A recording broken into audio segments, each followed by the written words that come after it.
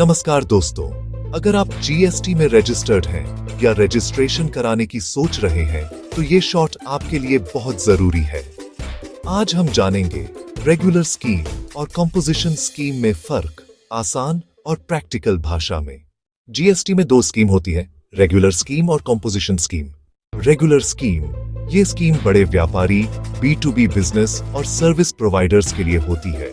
इसमें आप ग्राहक से जीएसटी चार्ज कर सकते हैं, इनपुट टैक्स क्रेडिट ले सकते हैं, आपको टैक्स इनवॉइस जारी करनी होती है। इंटरस्टेट सेल और Amazon, फ्लिपकार्ट जैसे ई-कॉमर्स सेल अलाउड होती है। कंपोजिशन स्कीम छोटे व्यापारियों के लिए बनाई गई है।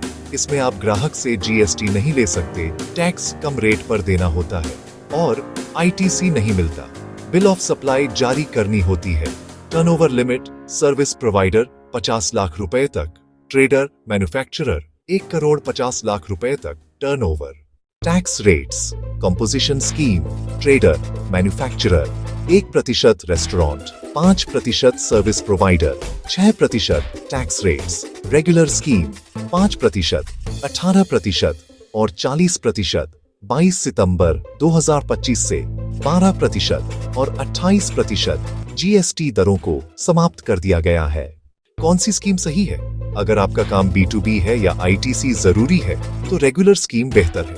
अगर आपका छोटा व्यापार है और कम कंप्लायंस चाहते हैं तो कंपोजिशन स्कीम सही विकल्प है। रिटर्न्स कौन सी फाइल करने होते ही? कंपोजिशन स्कीम में CMP 08 हर क्वार्टर, GSTR 4 साल में एक बार।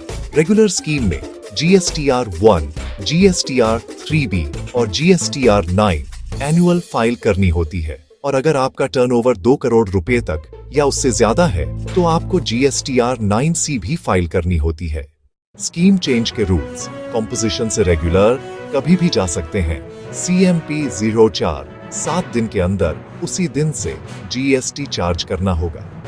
रेगुलर से कंपोजिशन सिर्फ नए फाइनेंशियल ईयर से 20 साल में नहीं, CMP 02 31 मार्च तक।